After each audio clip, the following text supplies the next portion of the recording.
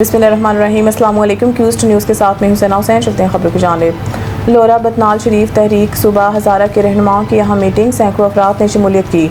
Report सरदार मुनीब के मुताबिक लोरा सूबा हज़ारा के क़याम के तहरीक में नई जान डालने के लिए कल शाम तहसील लोरा की बतनाल खानका में एक अहम इजलास मुनक़िद हुआ। इजलास की मेज़बानी तहरीक सूबा हज़ारा लोरा तहसील से हाल ही में मुंतखब होने वाले सदर मुकाम पीर बाबर अब्बासी ने अपनी खानका में की है। इजलास में तहरीक सूबा हज़ारा के मरकज़ी तहसील सतह के सरबराहान और कारकुनान की बड़ी तादाद ने शिरकत की।